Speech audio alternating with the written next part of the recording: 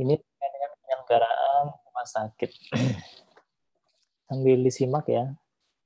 Ini kira-kira peraturan perundang-undangan yang terkait dengan rumah sakit. Nanti Ibu bisa mengecek sendiri dasar hukum penyelenggaraan rumah sakit. Jadi ada dalam level undang-undang, ada peraturan pemerintah, ada Permenkes ya. Ini yang jadi aturan dasar dalam penyelenggaraan rumah sakit. Ada undang-undang tentang kesehatan, tentang rumah sakit sendiri, dan tentang praktik kedokteran.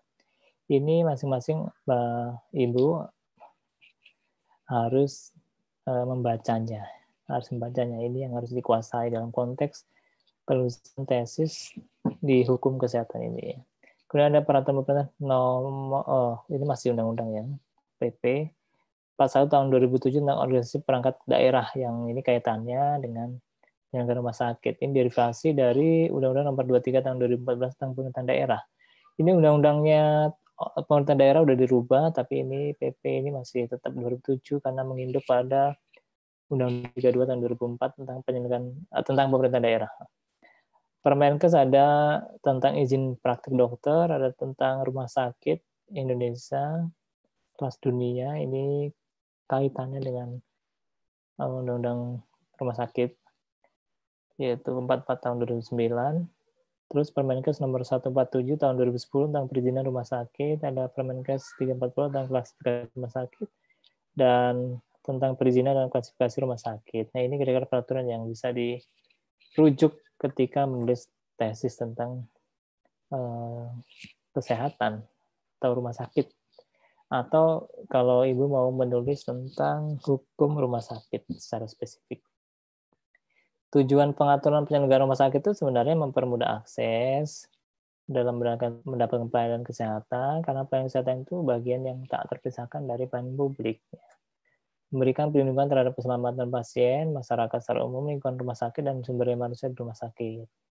Jadi kalau seandainya Bapak Ibu atau Ibu ini melihat di penyelenggaraan rumah sakit itu ada aspek yang tidak terlindungi, misalnya lingkungan rumah sakit atau sumber daya di rumah sakit sendiri, dari aspek kesehatan ya, ini kaitannya bukan kaitan dengan perlindungan terhadap ketenagakerjaan ya, beda lagi nih kajiannya ini. Tapi aspek kesehatannya, misalnya tidak ada prosedur terkait dengan misalnya protokol kesehatan ya dalam konteks ini, sehingga membahayakan bagi sumber daya manusia di rumah sakit. Misalnya harusnya menggunakan apa namanya itu, kalau menangani pasien itu harus menggunakan OPD lengkap, tapi faktanya tidak di ini, berarti ini membahayakan. Berarti ini bisa jadi kajian bahwa penyelenggara rumah sakit X ini tidak sesuai dengan pengaturan penyelenggara rumah sakit secara umum berdasarkan peraturan perundang-undangan. Kemudian meningkatkan mutu dan mempertahankan standar pelayanan rumah sakit dan memberikan kepastian hukum kepada pasien, masyarakat, sumber daya manusia, rumah sakit, dan manusia rumah sakit dan rumah sakit itu sendiri. Aspek kepastian hukum ini menjadi penting dalam konteks penyelenggaraan rumah sakit karena kembali lagi bahwa kita mengkaji hukum ya, mengkaji kesehatan dari aspek hukum, sehingga aspek kepastian hukum itu sudah pasti menjadi hal yang utama dalam konteks penyelenggaraan rumah sakit ini. Itu ya, ini kepastian hukum kepada pasien atau masyarakat, yaitu terkait dengan ada enggak NSPK, norma standar prosedur kriteria yang ditetapkan di rumah sakit itu. Pasti ikut ke ini ya, peraturan Menteri Kesehatan pastinya. Tapi pasti ada juga indikator-indikator ya yang digunakan oleh masing-masing rumah sakit untuk mencapai standar pelayanan minimum. Nah itu, apakah ada atau tidak.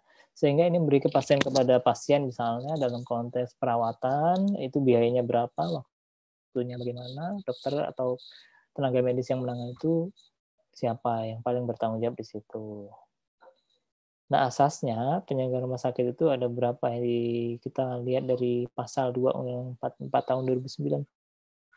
Ternyata ada asas kemanusiaan, humanity, nilai etika dan profesionalitas, ethic and professionalism. Dari pertama, aspek humanity itu penting dalam konteksnya di norma, atau kalau kita lihat ada informed consent di atau perjanjian kontraktual perdataan ini sebenarnya antara pasien dengan dokter atau tenaga medis. Itu aspek-aspek ini menjadi penting dalam konteks memberikan perlindungan pada pasien. Nah, kalau dalam rumah sakit ini karena asasnya Pancasila ya, Pancasila itu nanti diturunkan menjadi berapa nilai, yaitu nilai kemanusiaan atau humanity, nilai etika professionalism, nilai manfaat benefit for humanity, nilai keadilan justice, nilai persamaan hak dan anti diskriminasi equality before the law, and non-discrimination. Nilai pemerataan equal et bono or fairness. Nilai perlindungan dan keselamatan pasien, safety and protection. Dan mempunyai fungsi sosial, social function. Nah, mungkin Ibu bisa juga melihat penyelenggara rumah sakit itu dari satu aspek saja atau ke semua aspek. Tapi paling tidak satu aspek saja yang ada Ibu teliti, misalnya ingin melihat mengenai rumah sakit sebagai atau menjalankan fungsi sosial, social function of hospital. Nah, ini menjadi kajian yang menarik kalau pokoknya Ibu bisa nulis tentang fungsi sosial rumah sakit.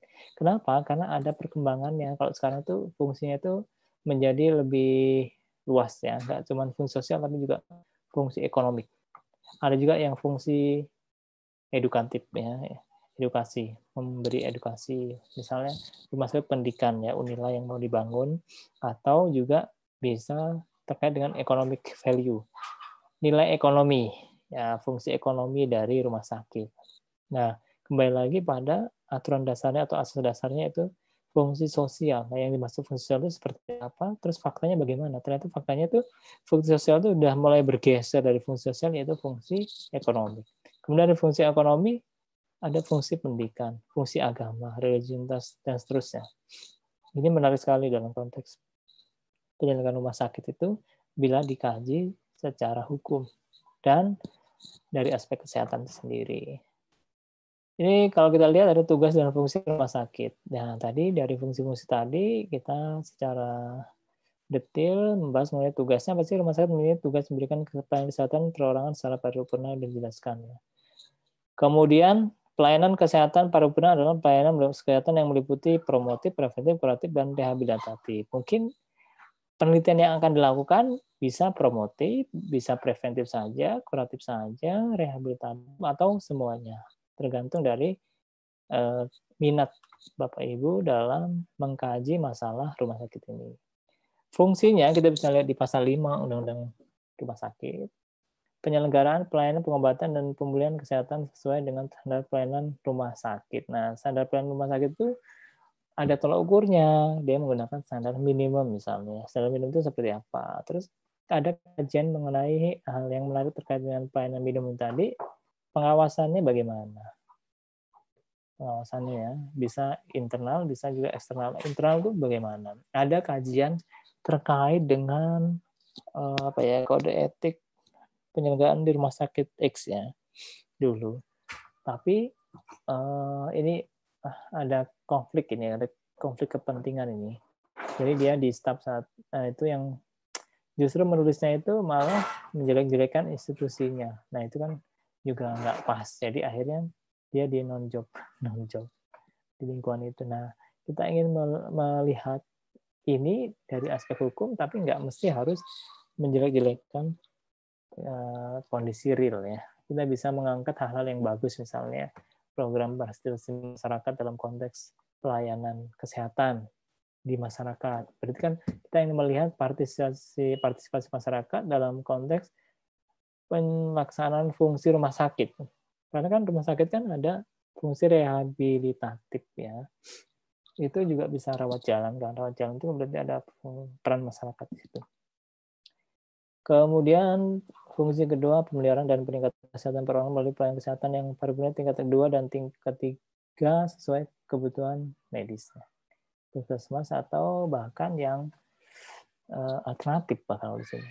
Penyelenggaraan pendidikan dan pelatihan sumber daya manusia dalam rangka peningkatan kemampuan dalam memberikan pelayanan kesehatan. Ini internal sekali ini kajiannya. Penyelenggaraan penelitian dan pengembangan serta penapisan teknologi bidang kesehatan dalam rangka peningkatan pelayanan kesehatan dengan memperhatikan etika ilmu pengetahuan bidang kesehatan. Nah, ini fungsinya ini berkaitan ini ya, ini bisa dikaji lebih dalam. Misalnya Pada waktu itu semua orang nggak setuju, hampir semua orang nggak setuju, meskipun ada beberapa yang setuju dengan metode cuci otak oleh Menteri Kesehatan waktu itu ya, sebelum jadi menteri ya.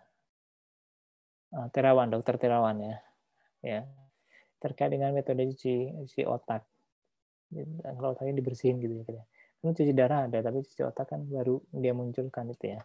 Nah itu apakah sesuai dengan etika ilmu pengetahuan bidang kesehatan atau tidak? Itu kajian yang sangat penting ya, penting dalam konteks metode penyembuhan ya, atau metode pengobatan saya.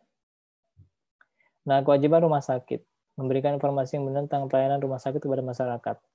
Nah, jika Bapak Ibu melihat ini, ternyata nggak melaksanakan kewajiban yang baik. Kenapa? Dia nggak memberikan informasi yang benar tentang pelayanan rumah sakit kepada masyarakat. Kenapa demikian? Karena ada informasi yang rahasia sifatnya. Nah, kajian Bapak Ibu melihat apa benar ini rahasia, misalnya data tentang pasien COVID di rumah sakit X. Itu rahasia apa bukan? Kriteria rahasia itu seperti apa dan seterusnya. Nah, itu menjadi kajian tersendiri dalam konteks hukum kesehatan. Memberi pelayanan kesehatan yang aman, bermutu, anti diskriminasi, dan efektif dengan mengutamakan kepentingan pasien sesuai dengan standar pelayanan rumah sakit. Memberikan pelayanan gawat darurat kepada pasien sesuai dengan kemampuan pelayanannya. Berperan aktif dalam memberikan pelayanan kesehatan pada bencana sesuai dengan kemampuan pelayanannya. Saya yakin bahwa Bapak Ibu sekalian sebagai praktisi bidang kesehatan telah melaksanakan ini ya, tapi bisa dikaji lebih dalam lagi apakah kewajiban rumah sakit kaitannya dengan institusi Bapak Ibu sekalian telah memberikan atau melaksanakan kewajiban ini dengan sempurna atau tidak. Standarnya itu jelas ya, standarnya itu pelayanan minimum ya. Kemudian menyediakan sarana dan pelayanan bagi masyarakat tidak mampu atau miskin. Sementara kita sendiri agak susah ya. Kita sendiri kadang kita sendiri nggak mampu ya, atau kita tergolong miskin. Tapi nggak mungkin kalau dokter pasti kaya. Sementara kita dituntut untuk menyediakan sarana pelayanan bagi masyarakat itu yang tidak mampu kan otomatis kan free ya, gratis, atau paling nggak harganya nggak semahal itulah seterusnya. Melaksanakan fungsi sosial antara lain dengan memberikan fasilitas pelayanan pasien tidak mampu atau miskin, pelayanan gawat darurat tanpa uang muka, ambulan gratis, pelayanan korban bencana, dan kejadian luar biasa atau bakti sosial bagi misi kemanusiaan. Nah, ini mungkin yang saya kaitkan dengan fungsi sosial rumah sakit tadi, ini kewajibannya begini ya. Memang itu sudah menjadi kewajiban ya. Nah, ini kaitannya dengan rumah sakit yang economic hospital tadi bagaimana gitu. Bahwa mereka juga butuh dana, nggak cuma fungsi sosial, semua gratis tuh enggak, tapi juga butuh ini. Atau Anda juga bisa kaitkan dengan program BPJS yang dikeluarkan oleh pemerintah. Saya dulu mengkaji, misalnya kalau Anda baca tulisan saya tentang National Health Insurance ya, BPJS sebenarnya yang dimulai tahun 2004 ya, oleh SBY waktu itu digalakkan. Tapi apakah kemudian itu menjadi suatu solusi atau bukan ya? Prakteknya itu menuai pro dan kontra. Banyak yang kontra tuh. Apalagi sekarang malah tambah iuran BPJS itu mahal sekali. Itu kajiannya perlu sangat mendalam. Saya dulu mengkaji hanya kaitannya dengan apakah dia itu pelayanan kesehatan, pelayan publik atau hak antara pelayan publik dan hak konstitusional warga negara. Ada hak konstitusional warga negara untuk tidak ikut harusnya, tapi itu kan dipaksa. Menurut peraturan itu dipaksa untuk ikut BPJS. Wajib ya, semua orang yang baik kaya maupun miskin semua wajib mengikuti BPJS dengan porsinya masing-masing, porsi kesanggupannya masing-masing. Tapi ada sesuatu yang saya kaji ya, terkait dengan usury, gambling ya, atau riba, riba bahasanya. Karena MUI mengeluarkan statement atau fatwa haram terkait dengan BPJS waktu itu. Kenapa? Karena itu ada unsur ribanya, usury, gambling ya. Sehingga seharusnya itu diperhatikan oleh pemerintah. Meskipun pada akhirnya semua welcome terhadap BPJS. Tapi itu perlu diyakinkan juga. Misalnya kalau orang Islam tuh nggak boleh makan binatang yang boleh ya, kalau dia tidak disembelih dengan mengucap nama Tuhan ya. BPJS itu saya ibaratkan seperti kita makan ayam. Semua orang Indonesia mau muslim, non muslim semuanya makan ayam. Tapi bagi muslim, ayamnya itu boleh apa aja, tapi harus disembelih dengan gitu. Jadi BPJS itu untuk semua orang gitu. Tapi untuk orang Islam itu kalau nggak akadnya benar nggak boleh. Kenapa? Karena ya kayak ayam tadi boleh kita makan semua, tapi faktanya juga begitu. Kemudian ini masih lagi menyediakan sarana dan prasarana umum yang layak antara lain sarana ibadah, parkir, ruang tunggu, sarana untuk orang cacat, wanita menyusui, anak-anak lanjut usia dan seterusnya. Melaksanakan sistem rujukan, menolak keinginan pasien yang bertentangan dengan standar profesi, memberikan informasi yang benar mengenai hak dan kewajiban pasien yang melalui informed consent yang ditandatangani pasiennya, menghormati dan melindungi hak-hak pasien, melaksanakan etika rumah sakit, dan memiliki sistem pencegahan kecelakaan dan penanggulangan bencana, melaksanakan program penelitian di bidang kesehatan, membuat daftar tenaga medis yang melakukan praktik kedokteran dan kedokteran gigi, dan seterusnya. Menyusun dan melaksanakan peraturan antara rumah sakit, hospital by law ya. Jadi karena ini kaitannya dengan hukum, jadi wajar kalau magister hukum itu membuka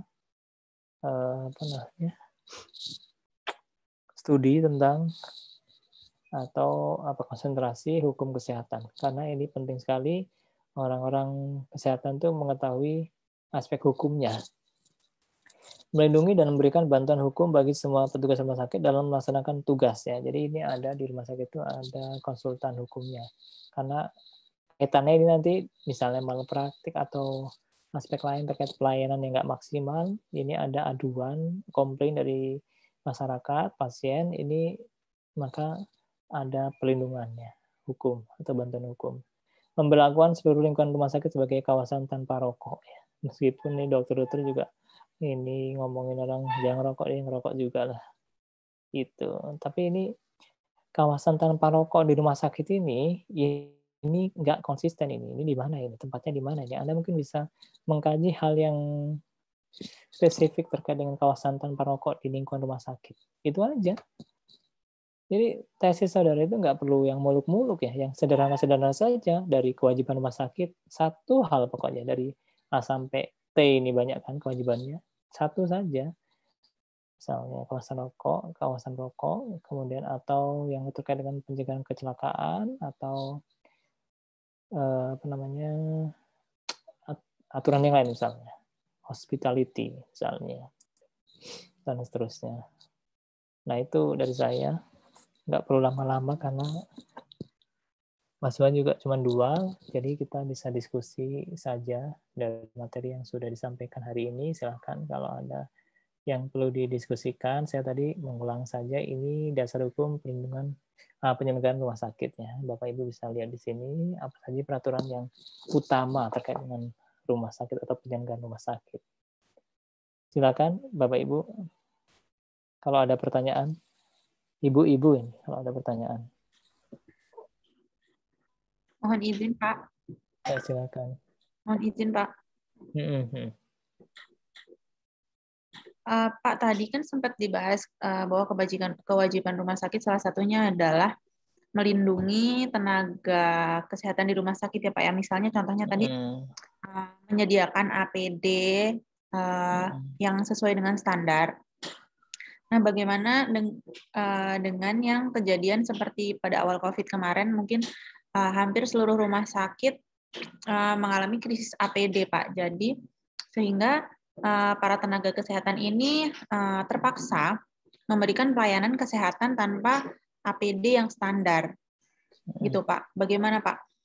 Di sini kan terkesan mau nggak mau tenaga kesehatan rumah sakit itu harus terjun langsung melayani masyarakat dengan APD yang tidak terstandar. Sebenarnya mungkin hal ini bukan sepenuhnya salah rumah sakit, Pak, karena memang di mana-mana krisis APD. Tapi ini bagaimana, Pak, menurut Bapak berkaitan dengan ini pada sebenarnya saat kondisi gawat darurat? Betul itu berarti force majeure dalam bahasa hukum itu force majeure dalam keadaan bahaya ya.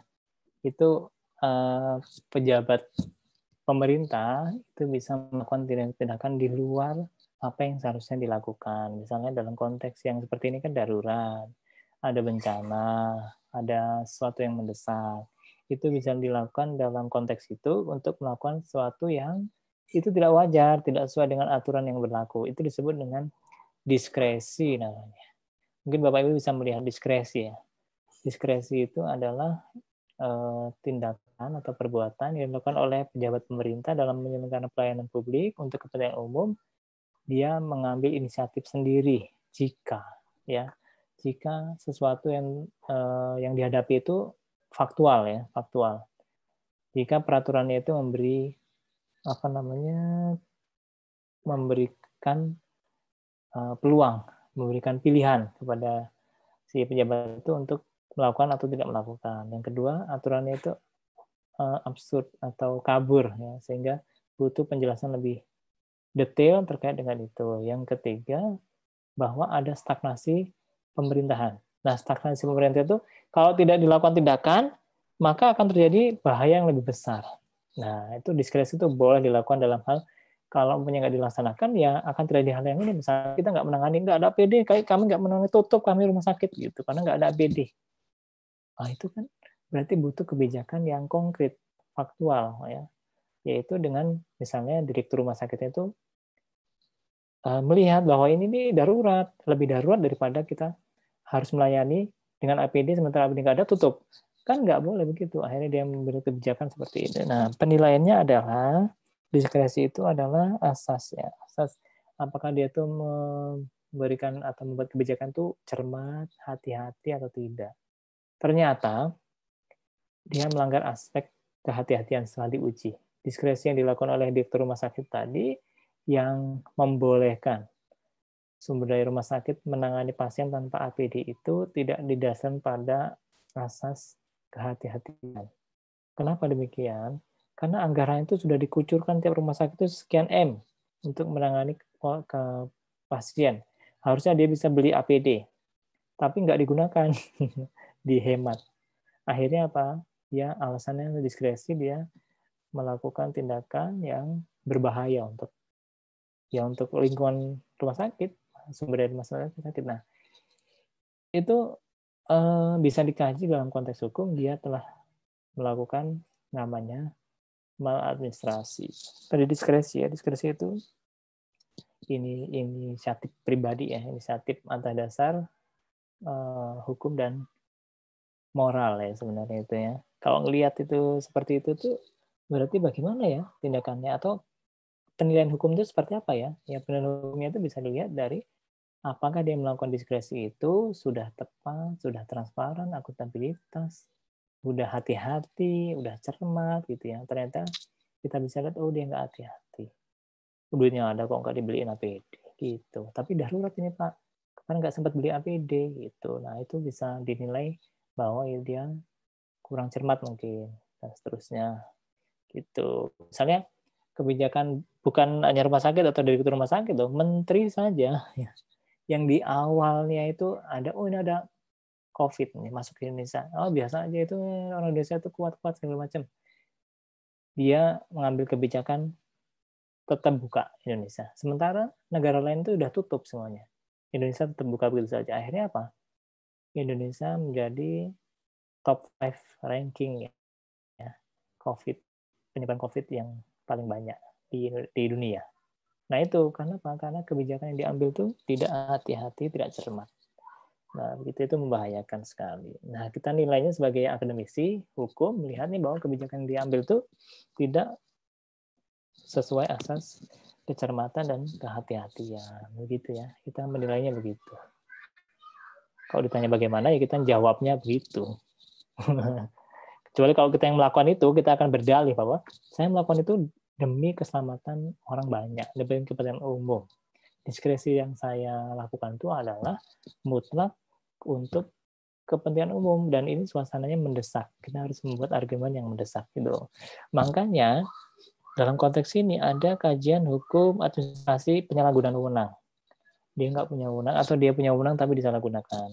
Nah, itu yang ditanyakan Ibu tadi. Itu eksesnya tuh banyak itu tuh. Ya, aspek-aspeknya tuh banyak sekali. Apakah misalnya dokter sendiri, saya harus menangani pasien ini karena begini-begini, tapi ternyata begitu tangani kok jadi malah salah gitu ya, malah praktik akhirnya si pasien keluarganya mengadukan bapak ibu malah praktik ini. Nah, ibu harus bisa berdalih secara hukum bahwa saya gini nih. Sebelumnya juga bapak itu harus kalau yang tindakan-tindakan yang berpotensi gagal itu bapak ibu harus buat yang itu ya namanya informed consent itu ya.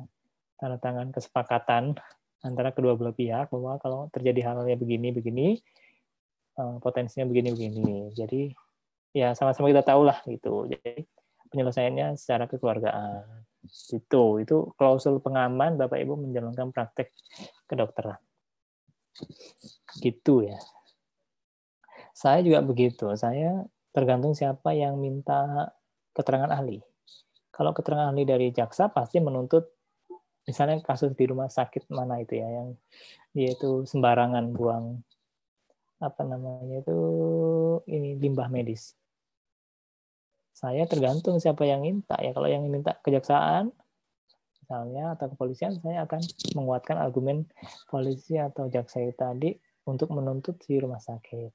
Tapi kalau saya diminta oleh rumah sakit, saya akan mengatakan bahwa ini diskresi itu aja. Belum ada mekanisme yang ini dalam keadaan darurat. Ini kan sesuatu yang baru ya. Jadi kami juga harus beradaptasi. Jadi wajar kalau omongnya kami itu masih kurang belajar. Begitu. Bapak Ibu juga harus bisa begitu. Posisi Bapak Ibu sebagai dokter misalnya atau pelayan kesehatan juga harus punya klausul pengaman atau strategi pengaman dalam menjalankan tugasnya. Itu karena pasti suatu ketika akan terbentur pada kondisi di mana Bapak Ibu dihadapkan dengan pasien yang cerewet lah, yang inilah, yang itulah, yang begitu, bahkan yang nuntut, yang ini, aduh, dan seterusnya. Itulah. Gitu ya, Bu. Ada yang lain? Ini kaitannya nanti lebih luas ya, terkait dengan nasib Bapak Ibu selesai nggak di S2 ini ya. Jadi Bapak Ibu yang menulis hukum kesehatan itu, yang saya perhatikan, saya berapa ya, sekali apa 2 kali itu menguji atau mengajar mata kuliah ini untuk mahasiswa itu tugas-tugasnya itu belum kena gitu, maksudnya belum pas gitu. Gimana sih cara mengaitkan antara aspek kesehatan atau rumah sakit atau tindakan medis dengan hukum itu bagaimana sih? Cara nulisnya gimana sih? Bapak Ibu S1-nya kedokteran itu kan prinsipnya itu kan eksak ya. Ini sosial, gimana sih cara ngaitinnya ini gitu ya. Ini lebih sosial gitu, lebih ilmunya ilmu sosial gitu, lebih ke manajemen atau ya karena kita bicara hukum ya hukum yang dibahas gitu. Ya saya tadi udah jelaskan secara singkat mengenai bagaimana mengkonstruksikan pemikiran Bapak Ibu yang tadinya eksak ke ilmu atau natural science ke social science. Ilmu hukum itu mengkajinya itu kesehatan tuh dari aspek hukum itu bagaimana gitu.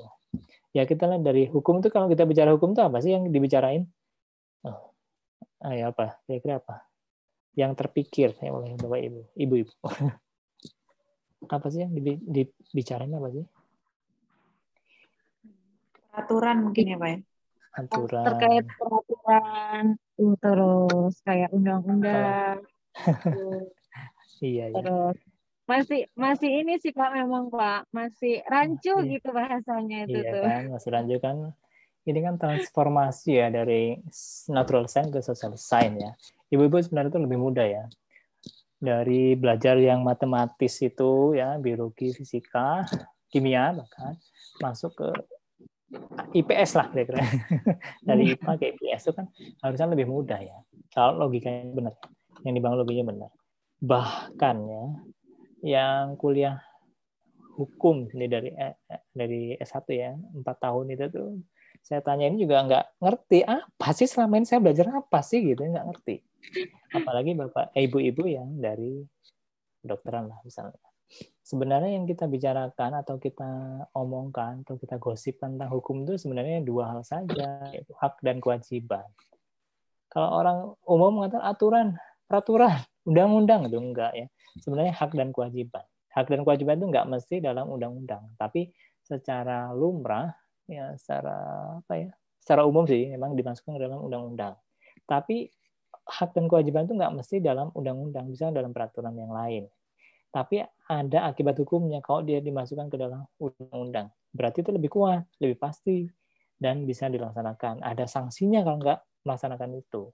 Beda kalau direktur rumah sakit kewajiban dokter, kewajiban nggak ada rujukannya hukum undang-undangnya, itu implikasi atau akibat hukumnya ya cuman ke direktur rumah sakit itu aja. Kewajiban Bapak itu harus tersenyum ketika memberi pelayanan kepada pasien misalnya.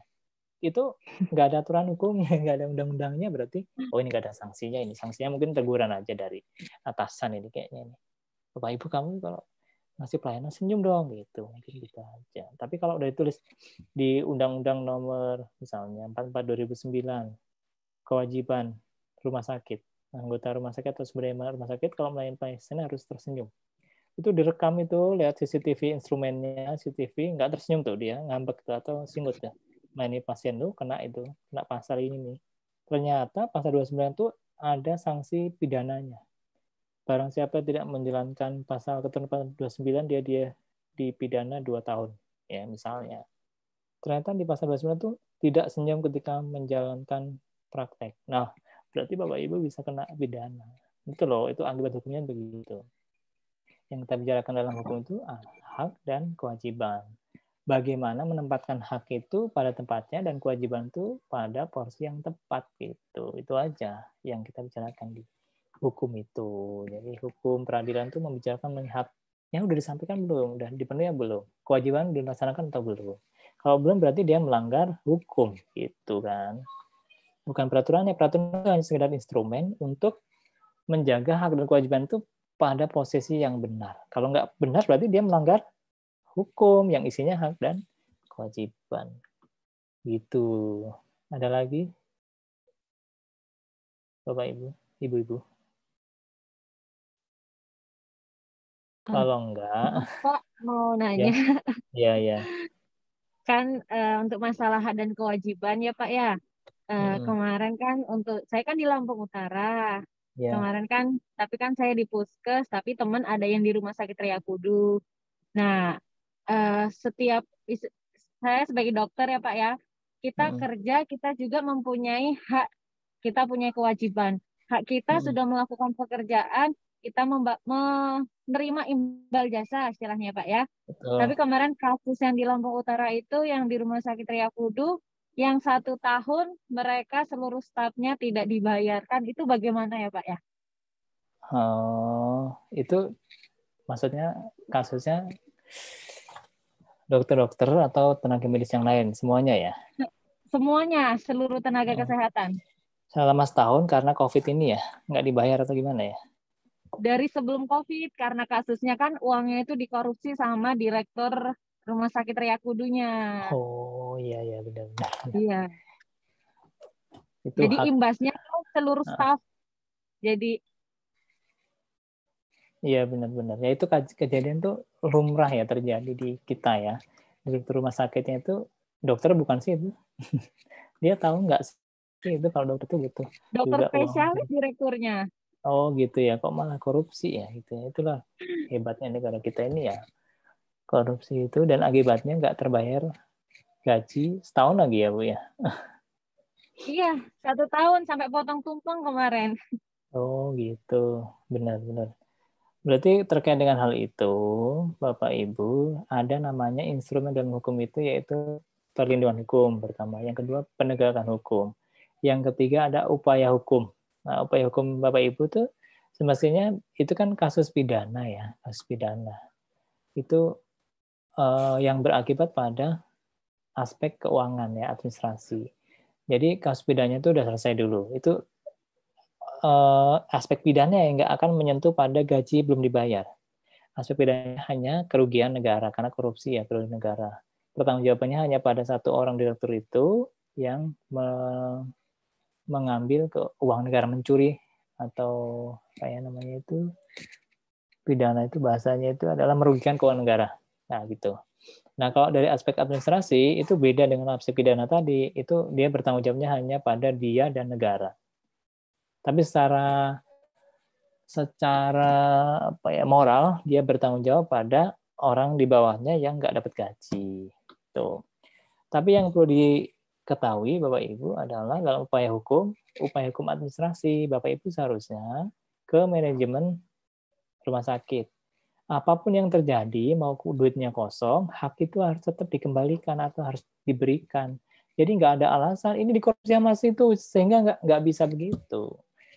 Manajemen rumah sakit atau pemerintah daerah sendiri yang notabene dia itu juga termasuk dalam pengelola rumah sakit pihak hulu tadi harus bertanggung jawab terhadap pemenuhan hak Bapak Ibu untuk mendapatkan gaji. Terserah mau dicuri, mau hilang, mau ini, mau itu, yang jelas hak itu tetap harus dibayar. Gitu. Gitu ya, Bapak Ibu. Secara administrasi Bapak Ibu harus ini komplain gitu kepada pengelola rumah sakit. Meskipun direkturnya hilang, ya siapa yang paling bertanggung jawab setelah direktur? Direktur kan lagi bertanggung jawab secara hukum pidana ya. Berarti ada misalnya pengelola rumah sakit atau pemerintah daerah itu, karena itu kan di bawah pemerintah daerah juga pengelolaan rumah sakit tadi. Jadi pemerintah daerah harus mengalokasikan dana yang digunakan untuk mengganti hak ibu Bapak Ibu sekalian untuk mendapatkan ya upah atau gaji bulanannya. Jangan sampai cuman dapat tumpeng doang gitu. Tapi juga dapat haknya berupa uang tadi gitu. Harus diupayakan itu, nggak boleh disimpangi. Nah, itulah manfaatnya ada konsultan hukumnya, konsultan hukum yang mengatasi masalah ini. Itu ya, Bapak Ibu ya. Ya, gitu ya. Terus sekarang udah dicairkan belum yang setahun itu? Kemarin kata teman yang di sana belum sih, Pak. Kemarin kan sudah dibahas, katanya uang itu ada tapi buat nutupin utang-utang rumah sakit gitu. Nggak bisa begitu, rumah sakit punya mekanisme sendiri. Iya, berarti rumah sakit itu pailit dong kalau gitu caranya. Iya, Tapi hak itu berbeda dengan kepailitan rumah sakit. Hak kita, Bapak Ibu, nggak usah berpikir jauh. Oh iya, kasihan rumah sakit kita ya, dia punya utang ya, dia dikorupsi ya. Ya udah kita nggak dikasih gaji juga nggak apa-apa, nggak bisa begitu. Hak Bapak Ibu adalah inilah dasarnya adalah kontrak kerja ya dengan rumah sakit itu atau SK atau apapun itu namanya, dan itu ada hak ibu yang harus diterima without exception. Jadi nggak ada pengecualian. Ini kondisinya begini-begini, jadi nggak ini ya, nggak bisa begitu. Haknya begini harus dibayar segitu. Kalau punya tertunda ya harus diakumulasi atau dirapel. Nah, untuk seperti itu Bapak Ibu harus tanya kepada ya ahli hukum atau pengacara, atau karena kaitannya dengan pelayanan publik, Bapak Ibu bisa secara gratis ngadu ke pemerintah daerah langsung yang bertanggung jawab, atau kalau nggak ditanggapi, Bapak Ibu ke ombudsman. Saya kebetulan kan ahli ombudsman ya. Ya, ombudsman itu mintanya ke saya karena saya ombudsman. Orang ombudsman itu selalu minta pendapat saya terkait dengan pemenuhan hak seperti ini loh. Jadi Bapak Ibu bisa langsung ke ombudsman untuk mengadukan masalah ini. Jadi ombudsman nanti akan mendorong pihak yang paling bertanggung jawab untuk memberikan hak Bapak Ibu sekalian. Memberikan solusi, oh ini yang paling bertanggung jawab ini nih. Ini yang punya duit ini, segala macam. Nanti gitu diskusinya. Daripada Bapak Ibu ke pengacara yang harus bayar, mendingan Bapak Ibu secara kolektif datang ke kantor ombudsman ya di mana? Di Pahopan kalau salah itu. Udah tahu kan ya, ombudsman itu ya, menanyakan masalah itu. Nanti ombudsman akan menyelesaikan masalah itu secara sistematis. Dia nanti akan telepon sana, telepon sini, ngubungin sana, sini, gimana supaya supaya kebayar. Yang sertifikasi di Tanggamus kalau salah ya, atau Pringsewu itu ya, ratusan guru itu terbayar kok. Beres. Sama ombudsman gratis. Saya ngomong gini karena saya mendampingi ombudsman terus kemana-mana. Jadi saya tahu kerjanya ombudsman itu begitu. Jadi Bapak Ibu kalau belum kebayar silakan ke ombudsman untuk mengadukan masalah itu. Kalau ombudsman pusing, nanti dia akan tanya ke saya, gimana cara menyelesaikan masalah ini. Gitu ya. Ya. Ya Ibu ya. Udah ya? Iya. Oh. Nanti segera aja kalau belum dibayarkan ya sekarang. Laporkan saja ke ombudsman minta pendapatnya. Iya Pak, nanti coba nanya sama teman sudah Gimana kelanjutannya kemarin setelah ini? Baik, saya pikir itu dulu. Nanti kita lanjutkan diskusi kita pekan depan. Udah azan soalnya ini. Gak usah lama-lama ya. Nanti kalau mau diskusi bisa WA atau komunikasi langsung di kampus atau bagaimana. Baik, saya pikir itu. Kita ketemu pekan depan lagi di mulainya 10.40 ya. Saya dari jam 8 sampai jam 10. Ya, saya jam 8 dan sampai jam 10 kuliah filsafat ilmu di S3. Jadi sekarang jam 10.40 saya langsung kuliah di sini. Mudah-mudahan kita bisa tepat waktu ke depannya. Tinggal berapa kali pertemuan, mungkin 3 atau 5 atau 4 ya mungkin pertemuan lagi supaya kita manfaatkan itu untuk diskusi ya masalah-masalah ya terutama masalah akademis ya. Ya masalah ini juga masalah hukum. Saya pikir itu, terima kasih. Assalamualaikum warahmatullahi wabarakatuh. Sampai jumpa lagi. Waalaikumsalam warahmatullahi wabarakatuh. Terima kasih, Pak. Terima kasih, Pak. Dika dari tempat. Fadli ngapain masuk? Udah kelar. Sinyalnya gangguan. Gua lagi sakit. Ih, COVID ya lo ya? Brengsek udah.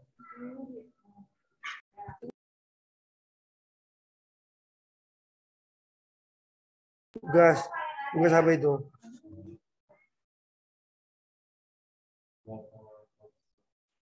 Tugas Fikres. Udah buka Fikres belum? Belum buka Fikres, Pak. Ini lagi baru mau buka. Baru kayaknya artikelnya di dalam terus kita suruh baca, kita suruh komentarin gitu deh.